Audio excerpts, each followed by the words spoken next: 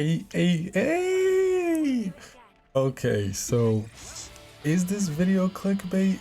I mean, I'm not gonna say it is, but I'm not also not gonna say it's not. Okay, clickbait, yeah, sure. Sometimes you gotta clickbait once in a while, you know.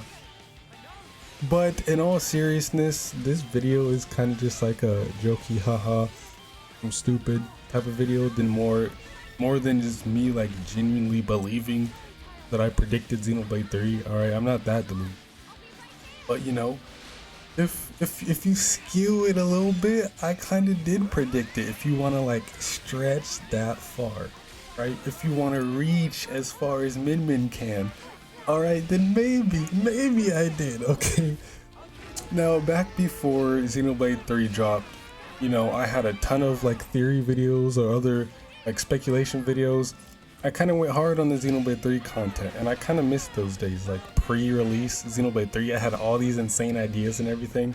Now the game's out, most of like theories and ideas have been like answered, if they're real or not. So, I mean, it's kind of hard finding like new topics to talk about Xenoblade 3 now that the game is out.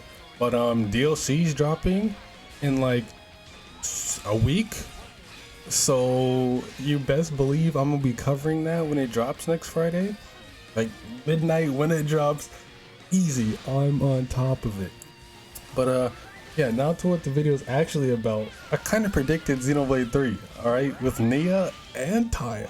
All right, the Nia video, I think it was a Xenotelligence video. I don't remember if the Tyon one is, but for those of y'all who don't know, because I know I got a lot of new viewers off of Xenoblade 3, so I started this little series called Xenotelligence. Yeah, I only really have like 2 videos in it, but basically Xenotelligence is kind of just like dumb, jokey type of videos, like no intelligence at all. It's just straight stupid ideas that are obviously not true. That's why I called it Xenotelligence, because it's like no intelligence, Xenotelligence. You know, I kind of even the name's kind of dumb, so it gives like the perfect vibe on what the series is about. But yeah, the Nia video, I was talking about how I had a dream about Xenoblade 3 before it dropped. I had a dream that Nia was talking to the party, and she was like, "Oh, I gave you all flesh eater powers," you know, just because she felt like it. And now like everyone was just incredibly strong. They had all the flesh eater powers, and like I said, Nia was the biggest threat to Ionios because she has the power to just turn people into flesh eaters, and like that's kind of scary. All right, and if you think about it, I mean, kinda she is the biggest threat to Ionios, because we know at the end of Xenoblade 3, once we defeat Proto Alvis Z, I'm still gonna call him Proto Alvis, I don't care, that is Alvis. Once we defeat Proto Alvis in Origin and all that, Ionios separates and it goes back to, you know, how it used to be. So, you know, and the party and everyone wanted to stay in the Endless Now. They didn't want Ionios to separate. So, you know, and how Nia comes in is her, I don't remember, yeah, her and that Melly, I think they created Origin, and they created the first Ouroboros stones, and then Noah and Mio and their whole team found the Ouroboros stones.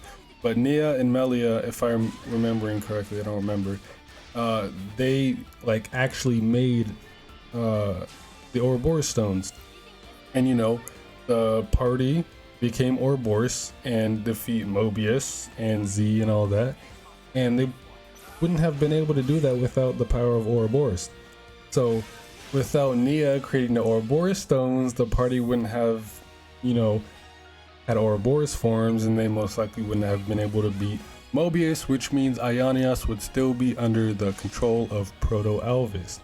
So essentially Nia making the Ouroboros stones, that's huge, alright? And she's kind of a threat to Ionios because of that. So I mean, hey, I was still right in the premise, like the title and everything. Maybe not the exact means of how it happens, but hey, you know, I was kind of spot on. She kind of is the biggest threat because, you know, she wasn't locked up like Melly was, so she was just asleep.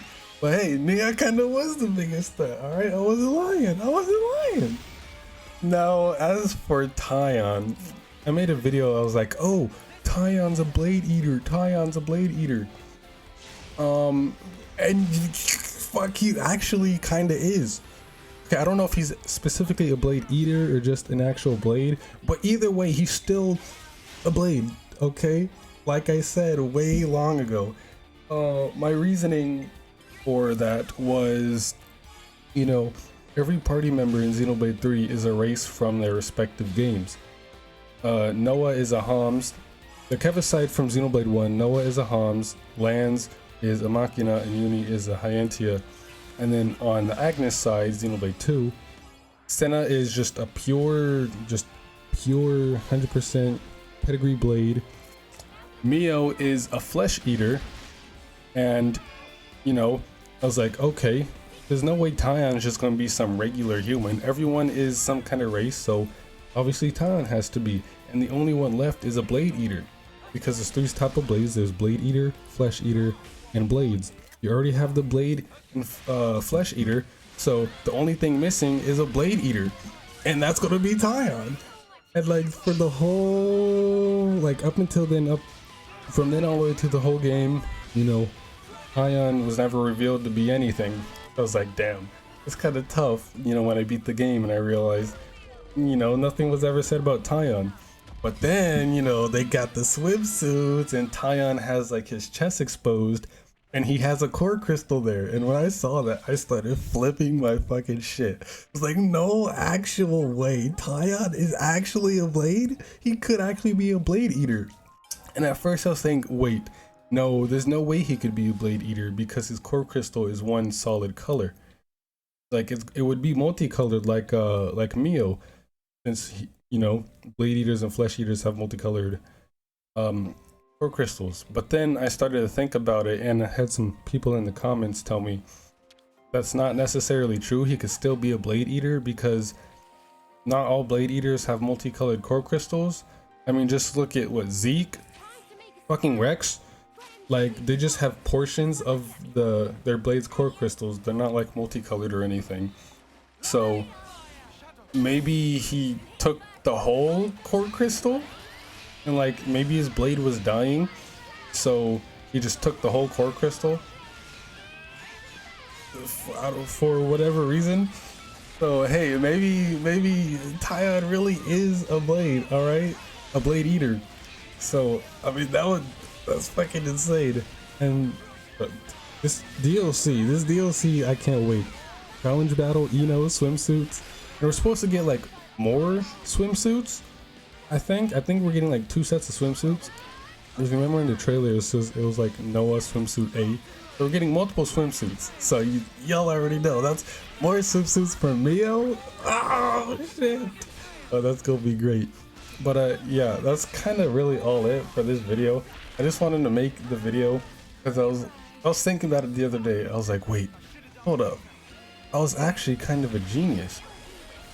All right, I predicted Xenoblade 3 a little bit in 2 ways. So unfortunately, Alvis still isn't in Xenoblade 3, which, you know, was my biggest thing. My biggest theory or on-running joke was that, oh, Alvis will be in Xenoblade 3. Alvis is going to be the final boss. And if you think about it, I kind of predicted that too, because he looks like Elvis. I still consider him Elvis. I mean, he's the closest thing we have to Elvis in terms of appearance, maybe because of the hair color, I guess. But I'm reaching, all right? I'm stretching. I'm trying to grasp any little detail that I can here, all right? Give me a break. So, hey, unfortunately, Elvis isn't in Xenoblade 3. I mean, it's not really surprising because Xenoblade 3 isn't as connected to 1 and 2 as we thought. So it would kind of make sense that he's not in there because God, I have so many videos on Xenoblade 3 from pre-release. In one of them I was like, I said, you know, it would make sense for Elvis to be in 3 because plays such an important role in 1 and 2.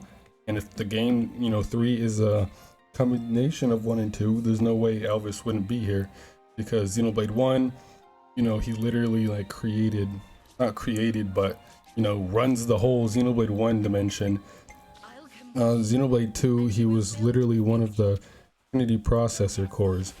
So he was very important in 1 and 2. So it's like, oh, if 3 is a combination of 1 and 2, and Elvis is important in both of those games, there's no reason for him not to be in 3.